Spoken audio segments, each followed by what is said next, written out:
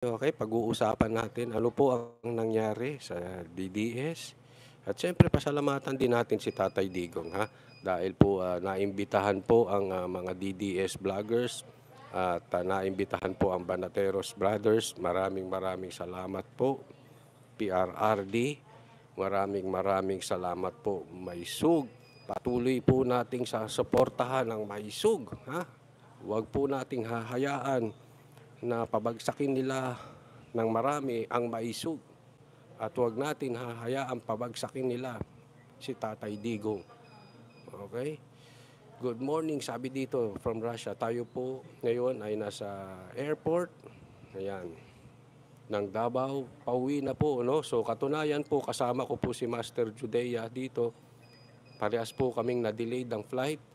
Kaya sigurado to, diretso na po kami. Abangan po ninyo ang Banateros mamaya sa SMNI. So after dito, pag flight namin from the airport, diretso na po kami ng SMNI. Ayan. So ano ba ang plano? Ano ang magiging plano ng magkape-kape muna tayo? Habang nag-uusap-usap tayo, ano ba ang plano ng Maisug? Yan ang pag-uusapan natin. Anong plano ng DDS? Anong plano ni Tatay Digong? Bakit po kami pinatawag dito? Bakit po kami naimbitahan? Diba? So, sa mga nagtatanong ay una, linawin po natin. Dahil may kumakalat po na balita doon sa mga mahilig magpakalat ng fake news na si Tatay Digong daw ay kaya tahimik, nagpunta sa ibang bansa at nagpagamot. Wala pong katotohanan na si PRRD ay nagpunta sa ibang bansa para magpagamot. Ang sinabi po niya, okay, ang sinabi po niya, si PRRD mismo nagsabi, kung siya ay magkakasakit, magpapagamot siya dito sa Pilipinas. Actually kahapon, ako mismo ang nagtanong sa kanya. Yung iba, tungkol sa ekonomiya ang tanong kay PRRD. Pero ako po, ang tanong ko sa kanya, yung kumakalat na fake news, paano niya sasagutin ito? Paano namin sasagutin yung mga kumakalat na fake news na siya daw ay nagpunta sa ibang bansa kasi tahimik siya at nagpagamot? At ang sagot niya sa akin, ang sagot po niya sa akin, sabi niya, Coach Oli, ang sakit ko ay parehas ng sakit mo. Ba, sabi ko, parehas kami ng sakit ni Tatay Digong. Ano kaya ang sakit ni Tatay Digong? Ano sabi niya? Ang sakit ko at sakit mo ay butas ang bulsa nating parehas. Yaan lang ang sakit ko, wala akong ibang sakit. At kung sakaling ako'y magkakasakit, dahil nga butas ang bulsa natin, hindi na ako pupunta sa ibang bansa para magpagamot. Dito na ako magpapagamot sa Pilipinas. Ay, may nag-comment, nakasabay ko kayo kahapon sa flight pa Davao, Coach. Uy, Kamote Video, shout out sa iyo, ha. Shout out sa mga taga Davao, napakabait ninyo. So, oo, butas talaga bulsa. Oo, ang dalalim ng mga tanong nila, Attorney Trixie, nila Banat Bay, kahapon. Hindi lang namin ni-live kasi alam nyo po, minsan kasi may mga bagay na hindi ka pwedeng live ng live. Ugali na po ng Banateros yun pagka medyo formal event o medyo may bisita kang katulad nila Tatay Digong, hindi ka live ng live. No? Matutong makiramdam. Yan po ang isa natutunan ng Banateros kay Banat Bay. Hindi ka puro live ka lang ng live kahit nawala sa timing. So hindi po kami nag-live. Hindi namin ni-live yung question and answer. Okay? Pero yun ang tanong. Yun ang tanong na binitawan ko, iba dun sa mga tanong nila Attorney Trixie. Kasi yung medyo malalalim tanong nila ako, ang mga tanong ko medyo yung para pabulaan, yung mga fake news. Ayun ang sagot niya sa akin. Parehas tayo ng sakit, Coach Oli. Butas ang bulsa. Kaya ako'y nagpapasalamat at hindi po totoo yung fake news na nagpunta sa ibang bansa. Tahimik lang si Tatay Digong dahil, ayon, Dahil, yun nga, may meeting na naganap ang Maisog at si Tatay Digong. Tatandaan nyo po, Tatay Digong, Maisog. Maisog, Tatay Digong. Malabo ba? Lilinawin ko. Maisog, Tatay Digong. Tatay Digong, Maisog. Tahimik po kasi si Tatay Digong simula after nung naudlot na rally sa Tacloban. Okay? Kasi nga po, may patawag sa mga DDS doon sa mga talagang premyadong matatagal ng DDS, si Tatay Digong at Maisog. Yung talagang willing tulungan itong Maisog. No? So, tahimik lang and then nag-usap-usap kami anong next na plano. Okay? Kaya po, para sa tingin ninyo ay tahimik. Hindi po. Ha? Ito po, one good news. Tuloy-tuloy po ang laban ng Maisog at kami ay nagplano kung paano papalalawigin ang Maisog. Kaya ulitin ko po yung sinabi ko bago tayo naputol. PRRD, Maisog. Huwag po nating questionin ang diskarte ng Maisog kasi po yan ay Duterte. Kung wala ang Duterte sa Maisog, wala ang Maisog. Wala kami sa Maisog at wala ang Maisog. But the fact remains, Duterte and Maisog, okay yan. Okay? So patuloy po nating suportahan ng Maisog. At nagpapasalamat kami sa SMNI dahil kahit ang commitment ng SMNI, kahit asaan ang Maisog, andoon ang SMNI.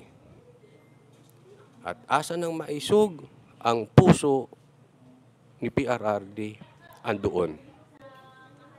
Let's make it clear. Maisog and PRRD magkasama, iisa. Okay? So, ngayon, kung meron mang hindi makating minsan si PRRD, dahil kalmari may Maisog sa ibang bansa, ito po, yan po, basta ginawang official ng Maisog, may go signal na po yan. Okay? Ang official, maglalabas po kami. Okay? Kausap na po namin personally, maraming salamat dyan sa mga taga-Maisog. Kausap na po namin sila bossing dyan. Ha? Mag-a-announce kami according doon sa kanilang official announcement. Pag hindi pa in-announce sa amin, ibig sabihin hindi pa for public consumption. Pag in-announce na ng Banateros, it means good for advertisement na, good for promotion na. Ibig sabihin, dumaan na po ito sa Maisog mismo, confirm na nila. Kasi minsan pwedeng confirm na pero hindi, wag mo nang i-announce for protection purposes. Naunawaan? Pero pag sinabi na nila sa Banateros, go na yan. I-announce na niya. Official na yan. I-go namin. Especially sa ibang bansa po kasi sa ibang bansa, syempre, alam nyo, trademark na po yung Maisog. Branding na po kasi yan. So, nag-iingat sila, baka mamaya magamit yung pangalan ng Maisog. So, i-check muna nila yan. Pag legit, confirm, okay. Kasi po, baka mahaluan po ang Maisog ng mga espiya ng magtatraidorin at sisiraan ang Maisog.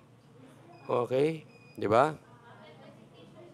So, antayin natin, basta kami po, maglalabas po kami sa Banateros, ako, o si Master Judea, or sino man sa amin, i-announce namin kung confirm na po ang Maisog. Ganun na po tatakbo at si Attorney Trixie will have a big part. Okay? So, i-announce po natin yan. Babakbakan po natin. Ano ang babakbakan na Maisog? Babakbakan namin sa SMNI ng Banateros. Okay po? So, let's make it professional and official. lakaran ng ano. Ngayon, huwag nyo sisihin, ba't nyo kasi sinasabi, ba't nyo ina-announce? Hindi po kami mag-a-announce ng walang go signal ng maisug.